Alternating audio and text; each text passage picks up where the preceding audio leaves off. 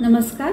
कथागाथाच्या या भागात तुमचे सर्वांचे मनापासून स्वागत. आजची गोष्ट आहे हनुमान आणि रावणाची अमर सेना यांच्यामधील युद्धाची.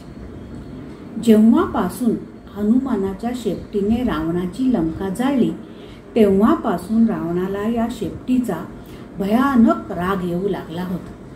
जळी स्थळी त्याला ही हनुमानाची शेपटीच दिसू लागली होती.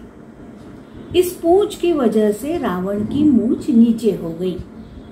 मग रावणाने निश्चय केला की हनुमानाला धडा हा शिकवायचाच. त्याने मग युद्धभूमीवर आपले सैन्य चारी बाजूनी पाठवले. 4 प्रकारचे सैन्य पाठवले: हत्तीदळ, अश्वदळ, रथी आणि पायदळ. आता इथे लक्ष्मणाला चिंता. प्रभू रामांना ते म्हणाले की रावणाची सेना चारी बाजूंनी आक्रमण करून येते आहे आणि हनुमानजी हे एकटेच आहेत. बरं, हातात गदा न्यायला देखील विसरले आहेत. तर तुमची आज्ञा असेल तर मी हनुमानाच्या मदतीला जातो. प्रभू राम म्हणाले, त्याची काहीही गरज नाही लक्ष्मणा. हनुमान हे एकटेच सगळ्यांना भारी आहे. तू फक्त हनुमंताची कमाल बघ. मग इथे रणांगणावर चारी बाजूनी सैन्य आक्रमण करून आले. हत्ती आले, अश्वदळ, रथी आणि पायी सेना. पण आपले बजरंग बली, वारे बजरंग बली, एवढे मोठे विराट रूप त्यांनी धारण केले. आणि मग काय, एका हातात एक हत्ती, दुसऱ्या हातात एक हत्ती, 2 हत्तींची आपापसात टक्कर केली. मग हत्तींवर हत्ती आदळले, त्याच्या खाली कितीतरी सैन्य गाडले गेले. तीच गत त्यांनी घोडेस्वारांची केली. घोडेस्वारांना धरले हातात, एकमेकांवर आदळले, मग घोडे उधळले आणि मग त्या घोड्यांच्या खाली कितीतरी सैन्य मारले गेले. मग रथांची पण तीच अवस्था. अशी सगळी धूळदाण हनुमान उडवत चालले होते. लक्ष्मणजी म्हणाले, कमाल आहे हनुमंताची. तुलसीदासजी म्हणतातच, अतुलित बलधामा.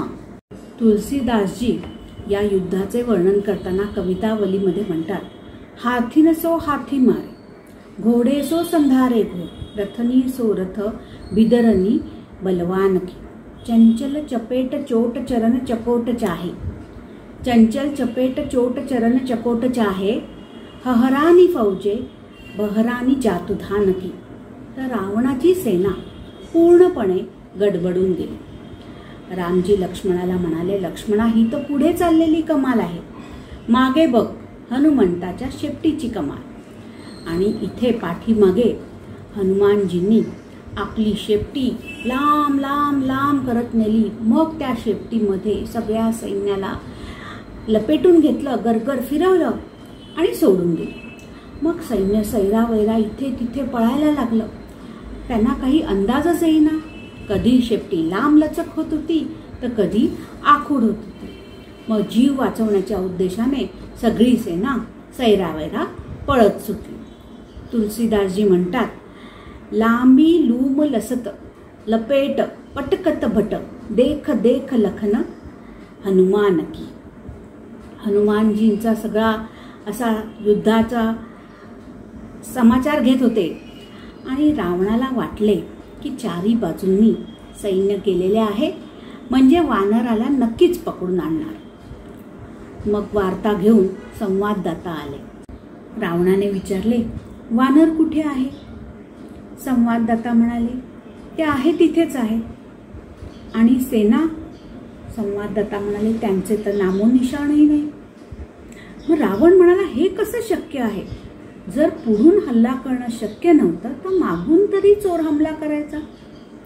संवाददाता म्हणाले, जे पुढून हल्ला करत होते ते थोडा वेळ तरी टिकले, पण मागून हल्ला करणारे शेपटीचा अंदाज न आल्याने टिकूच शकले नाही. झाले पुन्हा शेपटी. आता रावणाला राग आला आणि त्याने ठरवलं अमर सेना पाठवायची. रावणाला ब्रह्माने वरदान दिले होतं अमर सेनेचं. आता ही बातमी गुप्तचरांद्वारे रामाच्या दरबारात पोचली. रामजी चिंतित, विभीषण चिंतित. अमर सेना आहे, त्यांना मरण नाही. हनुमंताला जेव्हा ही बातमी समजली तेव्हा ते प्रभू रामचंद्रांना म्हणाले, प्रभू काळजी नसावी, तुम्ही फक्त आम्हाला आज्ञा द्या. रामजी म्हणाले, ते अमर आहेत. हनुमानजी म्हणाले, ते अमर असतील, त्यांना ब्रह्माजींचे वरदान आहे, तर आम्हाला देखील सीतामातेचे वरदान आहे. अजर अमर गुणनिधी सुत हो. मग लक्ष्मण म्हणाले, रामजी, ही अमर अमर लोकांची लढाई होऊन जाऊ दे. मग दुसऱ्या दिवशी अमर सेना आली. हनुमानजी लढलेच नाही. मग कोणीतरी विचारलं, तुम्ही लढत का नाही? हनुमानजी म्हणाले, कसे लढणार? आता आपल्याला माहिती आहे हे मरणारच नाही, तर लढून काय उपयोग? कोणीतरी म्हणाले, पण काहीतरी केले पाहिजे. हां, काहीतरी केले पाहिजे. मग हनुमानजींनी आपली शेपटी ही वाढवत नेली आणि पुरत्या अमर सेनेला लपेटून टाकलं. लपेटल्यावर आकाशात उड्डाण केले. उडे उडे बजरंग बली, इतक्या वरती की अमर सेना घाबरून गेली. आता हे अमर होते म्हणून जास्त घाबरले. जे मरणारे असतात ते निदान निश्चिंत तरी असतात, फार फार तर काय मरण येईल. पण हे न मरणारे विचार करू लागले, जर आकाशात कुठल्या कुठे फेकून दिले तर खालती पण येऊ शकणार नाही आणि पडलो तरी मरणार नाही. मग या विचाराने एकदम दीनवाणे झाले. हनुमानजींनी त्यांना इतक्या वरती फेकून दिले की गुरुत्वाकर्षणाची सीमारेखा पार करून गेले. आता वरतीच लोंबकळत राहिले. हनुमानजी म्हणाले, आता अवकाशातच अमर बनून राहा. आता आमच्या रामजींची प्रतिज्ञा पुरी होईल. आता रावण आज खूप प्रसन्न होता. अमर सेना गेली आहे म्हणजे नक्कीच वानराला पकडणार. मग युद्धभूमीवरनं समाचार घेऊन संवाददाता आले. रावणाने विचारले, वानर कुठे आहे? ते आहे तिथेच आहे. आणि मग अमरसेना? आता संवाददातांची पंचायत. कसं सांगणार अमरसेना गेली म्हणून? ते अमर होते. मग ते म्हणाले, अमरसेनेला वर आकाशात जाताना पाहिले, पण खाली धर्तीवर येताना काही दिसले नाही. आता रावण पुष्कळ चिडला. हे कसं शक्य आहे? शेपटीत लपेटून पुन्हा शेपटीचे नाव. मग रावणाने ठरवले, आता या वानराचा समाचार स्वतःच घ्यायचा. दुसऱ्या दिवशी त्याने स्वतःच रणांगणावर जायचे ठरवले.